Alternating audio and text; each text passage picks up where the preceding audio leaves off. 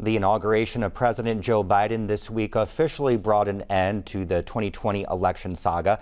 Former President Donald Trump's wave of lawsuits over results put the Electoral College in the spotlight once again. But there'd be no Electoral College if one Indiana senator had his way.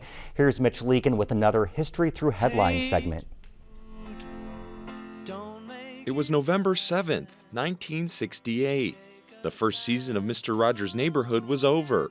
The Beatles' Hey Jude was at the top of the charts, and Republican Richard Nixon was elected president in a hotly contested three-way race that included Democrat Hubert Humphrey and segregationist Alabama Governor George Wallace.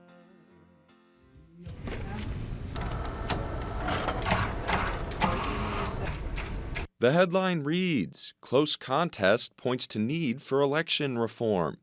After losing the 1964 Democratic primary, Wallace launched a third-party campaign for president in '68 and won 5 states in the Deep South. People were very concerned that basically, if he had done a little better, or if Nixon had done a little worse, that you would have had an election thrown into the House of Representatives. And then, Wallace would have more or less been able to extract all sorts of concessions.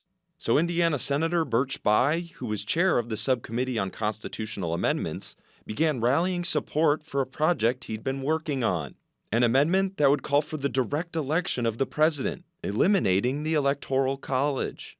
If you are not in one of those 18 or 20 states that are in play on Election Day, it really doesn't make much difference whether you get out to vote or not, and I think that's terrible. A 1968 Gallup poll showed 80% of Americans liked Bayh's proposal, and it passed the House in 1969. But Southern Democrats filibustered the bill. And Wallace was not able to run again in the way that they were worried about. So then people lost interest in Electoral College reform, until 2000.